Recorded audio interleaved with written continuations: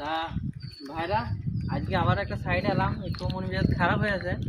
তার সাইডে ছাদ ঢালা হয়েছে এই দুদিন আগে, তার ছাদটা একটু দেখাতো ভাই। দেখি যে বানটা দেওয়া আছে, বানটা একটু দেখাও। তো এখানে 3টি মিস্ত্রি, 2টো হেল্পার দিয়ে পাঠিয়েছিলাম শুধু বান দেওয়ার লেগে।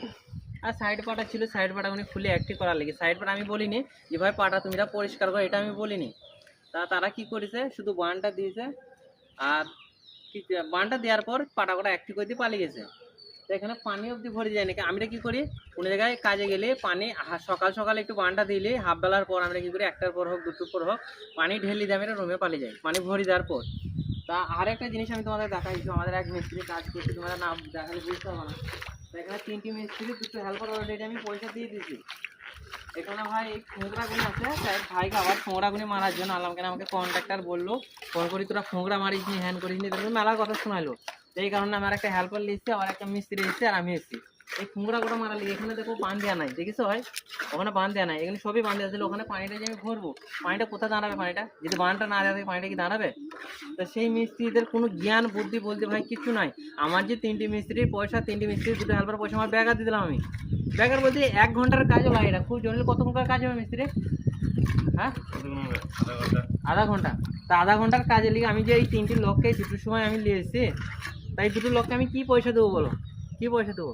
আমি যে কোনো জায়গায় কন্ট্রাক্টের কাজ নেই, হয়তো তোমাদের ভালো লেগেলেই আমার কিছু থাকার জন্য নেই, তাই তো? সেখানে কি করছি তুমিরা, যে কাজটা নিজের মন মতন যেটা ভালো লাগছে সেটা করি, তোমরা পালিয়ে কিছু তোমাদের ভালো লাগছে করছো, না ভালো লাগছে করছো না। তা ভাই বলবো এইটুকুনি, সবাই সব বাঙালি ভাই থেকে যারা কেরালায় হোক কলকাতায় হোক যারাই কাজ করো, দেখো শুধু কন্ট্রাক্টরের কাজ ধরে তোমাদের ভরসাতে।